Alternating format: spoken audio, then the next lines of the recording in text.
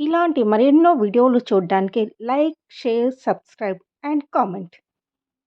ఈరోజు ఈ వీడియోలో భీష్మాచార్యుల జన్మ వృత్తాంతం గురించి తెలుసుకుందాము.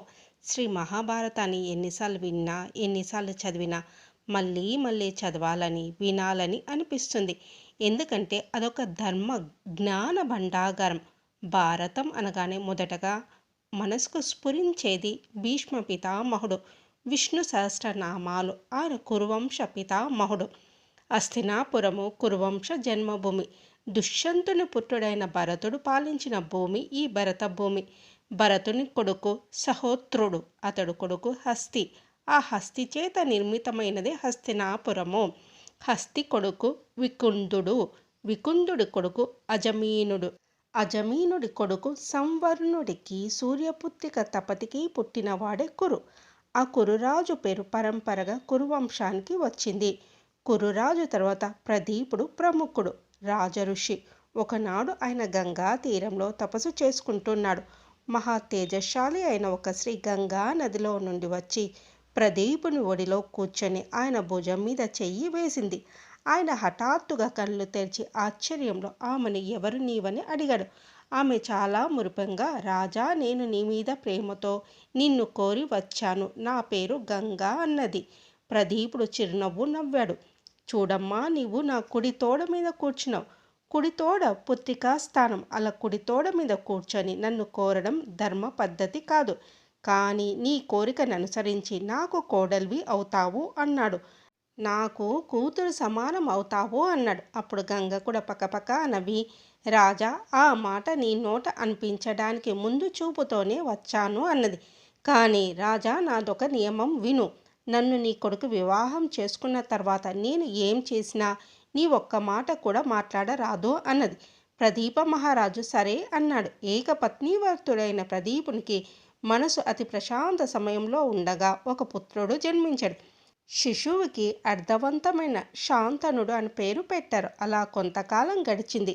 ఆ శాంతనుడు దేవతలకు కూడా సహాయం చేయగలిగిన అమిత శక్తివంతుడు.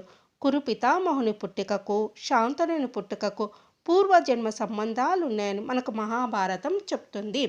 మహాభీషుడు అనే ఒక చక్రవర్తి ఉండేవాడు. మహాశక్తి సంపన్నుడు ఆయన.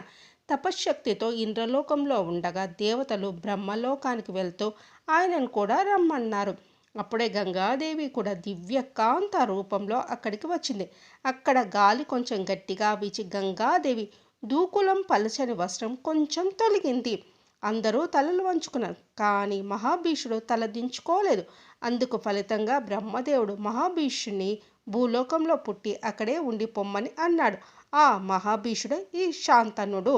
దేవతలలో అష్టవసులు 8 మంది. వారు ధ్రువ్యు అనే వసువు భార్య వశిష్ఠ మహర్షి వద్దనున్న కామధేను పాలు కావాలని భర్తను ఎలాగైనా తెచ్చి పెట్టమని కోరింది.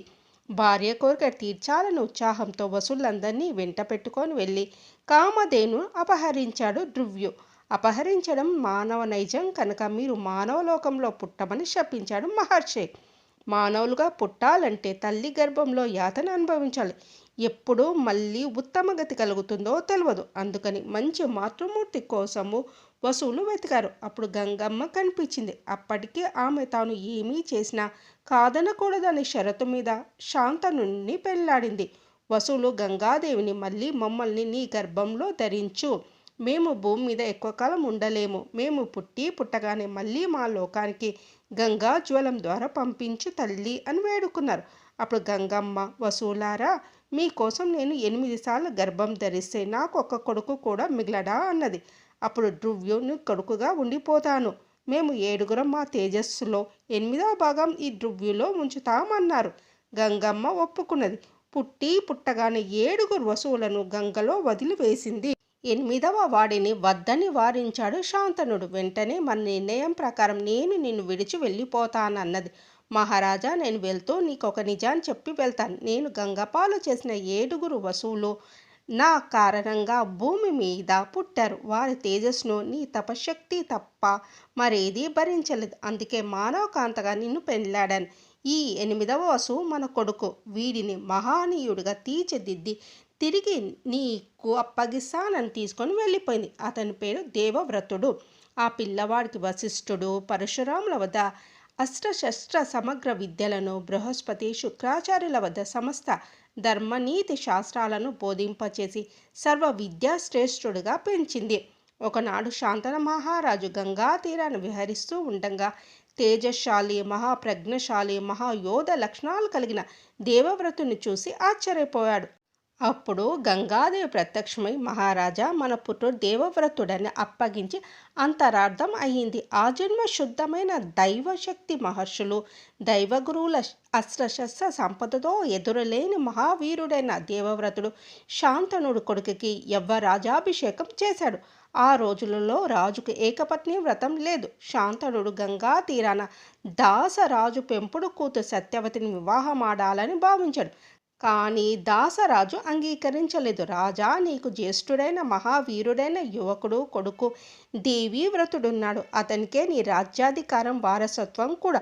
ఉత్తమ కుల సంజాత అయిన నా పెంపుడు కూతురు సంతానానికి రాజ్యాధికారం అప్పగిస్తేనే నేను అంగీకరిస్తాను అన్నాడు. అందుకు శాంతనుడు ఒప్పుకోలేదు. కానీ దేవీవ్రతుడు తాను ఎప్పటికీ బ్రహ్మచారిగానే ఉంటానని, వివాహం చేసుకోను కనుక వారసత్వ రాజసింహాసనం కోరే వారుండరని, జీవితమంతా కురువంశ రక్షకుడిగా అస్తినాపుర ప్రతిష్ఠ ధ్యేయంగా మనుగడ సాగిస్తూ జీవితాంతం ఉండగలనని సకల దేవతల పంచభూతాల సాక్షిగా భీషణ ప్రతిజ్ఞ చేశాడు.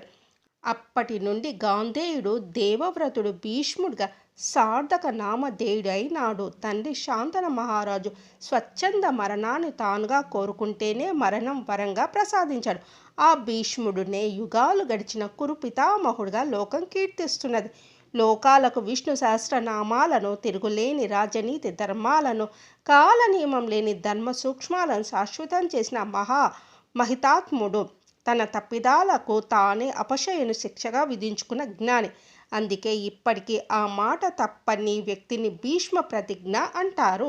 ఎవరైనా స్వార్థం మెరుగని మనిషిగా చెప్పాలంటే నిస్వార్థ గుణంలో భీష్మాచార్యుడండి. కురువంశానికి భీష్మాచార్యుల పాటుపడ్డాడు అంటారు. దేవతలైనా సరే, మానవ పశు పక్షి క్రిమి కీటక రూపాలైనా సరే చేసిన కర్మ కారణంగానే జన్మలు పొందవలసి ఉంటుందనే విషయం గ్రహించమని, అటువంటి మహాత్ముల జ్ఞానశీల సంపదను ఆదర్శంగా జీవించాలనే విషయం విస్మరించకుండా మన కర్తవ్యాలను, జీవితపు విలువలను చక్కదిద్దుకోమని తెలుసుకోమని మహనీయుల చరిత్రలు చెబుతాయి.